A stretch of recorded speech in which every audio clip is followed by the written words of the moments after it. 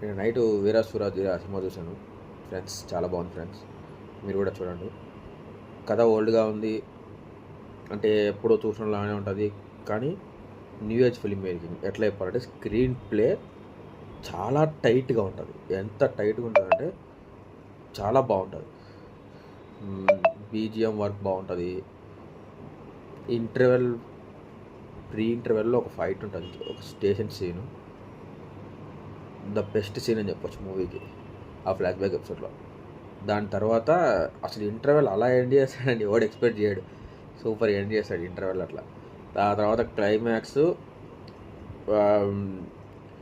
చాలా కొత్తగా ఎండ్ చేస్తారు, చాలా బాగుంటుంది క్లైమాక్స్. ఈ సినిమాలో ప్లస్ ఏంటంటే, నేను పృథ్వీ దగ్గర నుంచి, మన పృథ్వీ ఉన్నాడు కదా 30 years, ఆయన దగ్గర నుంచి ఈ రేంజ్ యాక్టింగ్ నేను ఎక్స్పెక్ట్ చేయలేదు.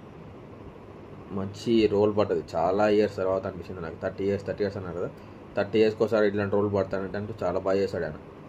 ఇంకా విక్రమ్ గారి ఫైనల్లీ హిట్.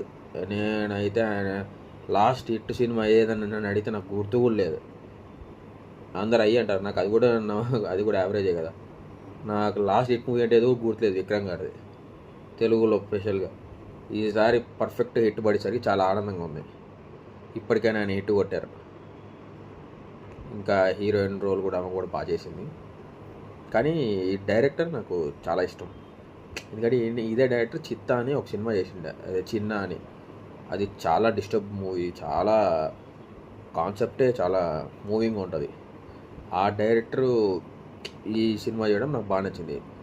అందరూ అనొచ్చు ఇది ఖైదీలా ఉంది, ఇలా ఉంది అని, 1 నైట్లో స్టోరీ అయిపోతుందని.